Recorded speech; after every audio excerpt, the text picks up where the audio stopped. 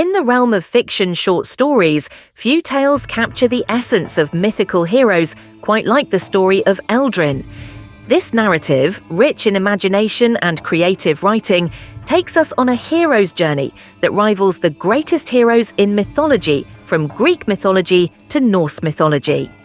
Long ago, when vast forests adjoined rolling plains on the kingdom map of Aldera, lived a hero who echoed admiration. Eldrin of unyielding mind. Few deeds in life had become so legendary as his triumph over the coiling serpent of the Black Mire, his defense of Thornwick from marauding raiders and an ogre, and his final stand against a band of marauders that had harassed the region. To Aldara, he was all but invincible, the very statue of strength and courage. Eldrin had not been born a hero, a common archetype in stories of mythical heroes. A farmer in his youth, he quietly pursued his chores and tended his family. Tragedy struck, resulting in devastation, as the village risked becoming a conflagration. He picked up the sword, wishing to protect the innocent. Each battle he fought increased his power and skill, thereby inflating his fame. Through the years, he became less a man and more a distant symbol of admiration. One fateful day, Eldrin heard of a great evil that had settled in the heart of the Whispering Woods, an ancient and sprawling forest filled with towering trees and treacherous paths. Stories spoke of it in whispered terrors, such as that of death for anyone stumbling far into the depths. Rumourmongers spoke of a sorcerer who had made his abode there, unleashing necromantic curses upon the land and siphoning the life from all who came closer. Determined to end the riddle of the present trouble alone, Eldrin set forth bearing the enchanted sword, Vermfang, and the kingship, born from the flaming mouth of the sacred mountain.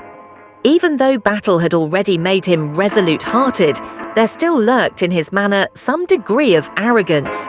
He had faced innumerable enemies in his time, emerging triumphant in each instance.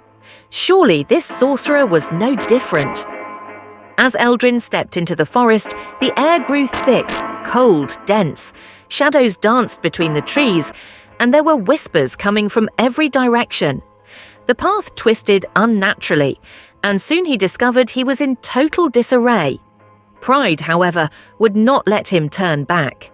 After some hours of wandering, Eldrin came upon a clearing with a small but decrepit cottage at its centre, partially hidden under drifts of moss. From out of the chimney curled fragrant smoke, so saturated by the scents of herbs and damp earth that it seemed heavy with their weight. The door creaked open long before he had the chance to knock, and an old woman appeared. She was haggard with a pronounced hunch, her face etched with lines, each wrinkle pregnant with pain from the week of toil which beleaguered her form. Yet her eyes were sharp and piercing. "Oh, mighty Eldrin," came the meddling yet kindly voice. "The Aldara hero come to vanquish me." Eldrin drew his sword. "If you are the sorcerer who curses the land, that is one of the right things that your fate shall be indulged. Keep preparing yourself." The old woman gave a laugh that sent chills down his spine. "And what do you know, hero, of me, or why I am here, or what I have done?" "I know enough," replied Eldrin, taking a step forward. She raised her hand, and a strange power froze Eldrin in place. His limbs refused to move, no matter how he strained against whatever invisible bonds transfixed him.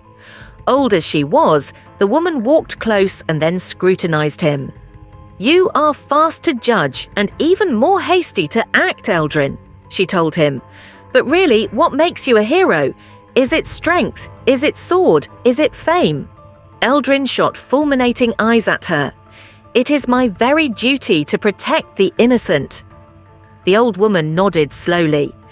"And yet, you function by power without wisdom, mistaking might for rightness. Tell me, hero, would you ever question the tales you have heard? Or do you see every shadow as a monster, every stranger as an enemy?" These words stung, and for the first moment, a little doubt crept into the heart of Eldrin. The old woman freed her hold, and he staggered backward, sword lowered. "Speak plainly," he demanded. "If you are not the one cursing this land, then who is? You may smile, but the curse you seek is not mine, but your own. The whispering woods twist and puzzle because they reflect the hearts of those who enter them. Your arrogance brought you here, and only humility will lead you out." Eldrin stayed silent for a long moment. Then, with slow resolution, he knelt before her. "I have been a fool," he admitted. "I let my pride blind me against the truth. Teach me wisdom, and I will listen." The old woman's expression softened.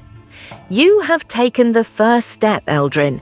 Heroism lies not in the strength of your arm, but in the humility of your heart." She laid her hand on his shoulder, and suddenly the woods around them began to change. The great darkness was lifted, illuminating all it had hidden. Instead of looming over all, the trees stood high and welcoming now, and a path appeared leading back to the village. Rising, Eldrin left a little lighter at heart than he had been for many years. No longer would he return to Aldara a tailed hero. He had been changed. No longer did he seek glory. Instead, he would in silence do his duty to the needy, wielding his strength with love and wisdom with care.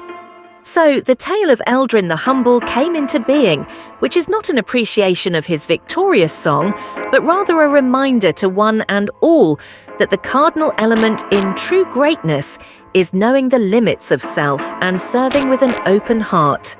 This story, rich in storytelling techniques and ripe for literary analysis, showcases the power of character development in fiction short stories.